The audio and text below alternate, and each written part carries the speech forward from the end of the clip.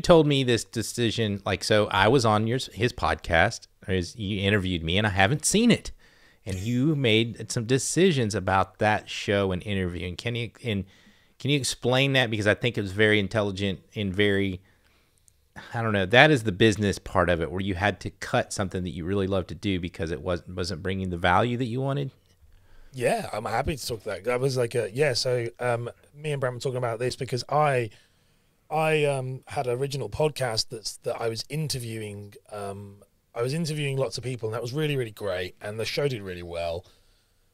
But me and Brant were talking about it, I kind of found that the show stopped from a business point of view. It started becoming more about the idea I wanted to be around cool people. I wanted to be around people like you guys. I wanted to be around people like Rob and Doc and all the people you've had on the show. But I was speaking to so many of them that I'd really forgot the listener. I'd forgotten who the listener was. I'd forgotten I was doing it for me, very self-indulgent, which if you're going to do it as a business, you can't do that. You can't be making content for yourself because no one's going to buy that.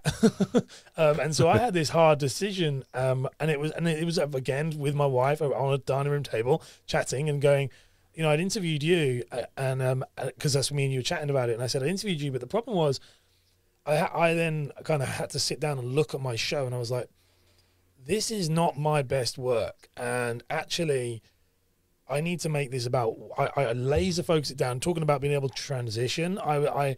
That was really hard. That was the first time. It's that sunk cost fallacy. I'd put all this time and effort, cultivated these relationships, love all you guys, but I looked at the show and I was like, who's it helping? Because right now there's a million other shows out there interviewing content creators about content creation. Right. So why is mine any better? And it isn't. So So tell the truth, Ash. You came onto our show. You saw what we were doing. You said, I can't compete with that. Let me do something else. No, but yours is laser focused. Yours is niched. I mean, we were literally chatting about this yesterday. The stream show is super niched. Mine had lost its way. Now it built traction because it was the personal branding secrets show. So it's all about personal branding. Somewhere along the way, we lose track, and so I had that moment of going, okay, let's just go back to the drawing board and completely change the show, revamp the show. I unlisted all the episodes. That was really hard. They're still available on a YouTube channel, but they're not available on the podcast. And it was a really difficult decision. But the truth is, we need to do that.